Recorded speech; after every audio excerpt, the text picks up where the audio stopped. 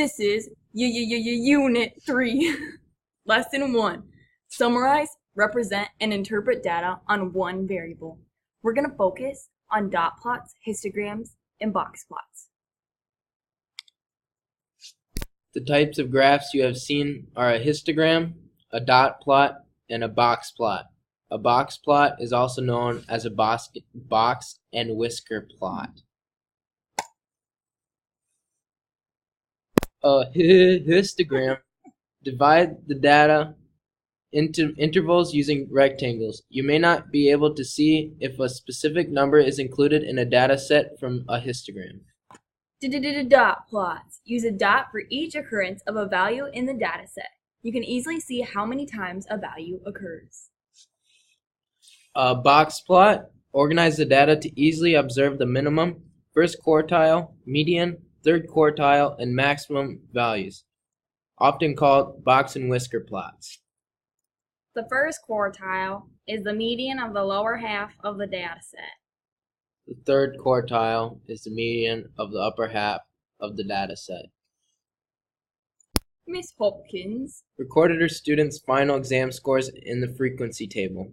These are your intervals, and the tally marks show how many times a test score occurred in the interval. Our goal is to create a histogram with the frequencies we have and the intervals we have. For the interval 61 to 70, it occurs 5 times in the frequency, so the histogram will move up 5 units. For the interval 71 to 80, the frequency is 4, so it will move up 4 units on the histogram. For the interval 81 to 90, the frequency is 9, so it will move up 9 units on the histogram. For the interval 91 to 100, the frequency occurs 6 times. It will move the histogram up 6 units. Now from this histogram, we can see that a majority of the test scores fell within the interval of 81 to 90. Now the accompanying histogram shows the scores of students on a Math A test. How many students have scores of 96 to 100? You have an interval of 80 to 85, you have an interval of 80 to 90, and you have an interval of 80 to 95 and 80 to 100. Now there's 20 students that have scored in between 80 and 100, and you have 15 students that have scored between an 80 and a 95. So you have to subtract how many students scored an 80 to 100, which is 20, and subtract that by 15, which is how many students scored between 80 and a 95, which would mean the answer would be 3, or 5, which is the answer 3.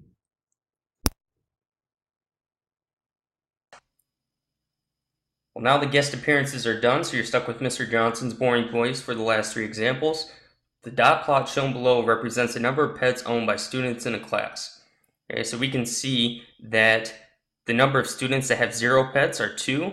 The number of students that have 1 pet is 2. The number of students that have 2 pets is 5. The number of students that have 3 pets is 5. The number of students that have 4 pets is 3. 5 pets, there's 2 students, and there's 1 student that has 6 pets. So what we want to determine is which of the 4 statements down below is not going to be true. Okay, so the first statement tells us that the median, the middle of this data set is 3. So we can go through and list all these numbers. I could go 0, 0, 1, 1, 2, 2, 2, go on and list these numbers, or I can just simply count on my graph shown above. There's going to be 20 students. If we graph all these dots, there ends up being 20 students. So I know the middle, the median, is going to occur between the 10th and the 11th. So if I just start counting 1, 2, 3, 4, 5, 6, 7, 8, 9, 10, 11. The 10th and the 11th students both have 3 pets. So the middle is going to be 3. The median is 3. That is a true statement. Now the second statement, the interquartile range is 2. So we need to find the value of the first quartile and the value of the third quartile. So the first quartile, that is going to be the median of the first half of our data set, the lower half. So the first half is going to be the first 10 students. So the median of the first 10 is going to be the middle of the 5th and the 6th student. So if I start counting 1, 2, 3, 4, 5, 6, between the 5th and the 6th student, they each have 2 pets. So the middle of the first quartile, or the middle of that first set, is 2. So the first quartile is 2. Now if I do the same idea for the last part, that's going to occur between the 15th and the 16th student. Well, I can count backwards. 1, 2, 3, 4, 5. So between the 15th and the 16th student, they each have 4 pets. So the third quartile is 4. The difference between the third and the first quartile is 4 minus 2, which is 2. That represents the interquartile range. So number 2 is a true statement as well. Now to statement 3. That says the mean of this data set is 3. So the arithmetic average is 3. So what we would have to do is add all of these values up. 0 plus 0 plus 1 plus 1 plus 2 plus 2 plus 2. Go all the way until we get to that last student. If we add all those values up, you get 55. Then we have to divide that by the number of students, which is 20. 55 divided by 20 is 2.75, which is not the same as 3. So that third statement is incorrect. If we look at the fourth statement that says the data contains no outliers, well, in that case, this is going to be a true statement. If we look at the 6th student, or not the 6th student, the 20th student that has 6 pets, well, 6 pets is not far off from 4 pets or 3 pets, so that's not going to be an outlier. If you had a student that had 20 pets, then that potentially would be an outlier, and we'll discuss more later on how we determine an outlier. In the next example, we have a data set that represents the number of hours spent on the internet in a week by students in a math class. Which box and whisker plot represents the data? So we have the list of numbers, 5, and it goes through 19. Represents all the different number of hours by students spent on the internet over the course of a week in that particular class. For the box and whisker plot, we need the minimum value, we need the maximum value, we need the median, we need the first quartile, and we need the third quartile. For the minimum value, we can see that is 5, and the maximum value we can see is 19. Now to find the median, there's 15 numbers here. So the median is going to be the 8th number in this data set, if it's in increasing order, which is going to be that value of 10. So 10 is our median, the middle data point in this set. Now to find the first quartile, we look at the bottom half of our data, so from 5 to 9 in this case, and we want to find the middle of that lower half. The middle of this lower half is going to be a value of 8. So the first quartile is 8. Now to find the third quartile, we're looking at the upper half of the data set, so from 12 to 19. The middle of this data set is 17. So we have all of our values we need. Now we have to find the graph that has all these values. We can eliminate the first one right away because the minimum value is not 5, it's 2. So now we go to the second one. It has a minimum of 5, a maximum of 19. The middle line represents the median, which is 10.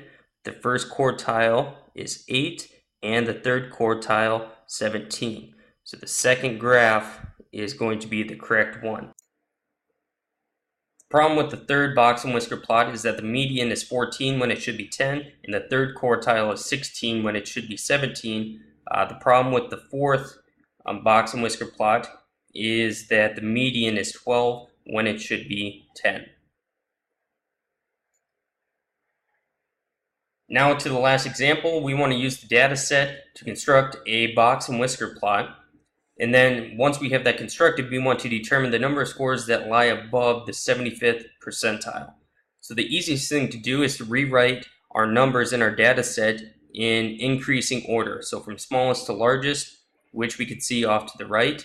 Now if we're going to construct a box and whisker plot, we need the minimum, the maximum, the median, the first quartile, and the third quartile.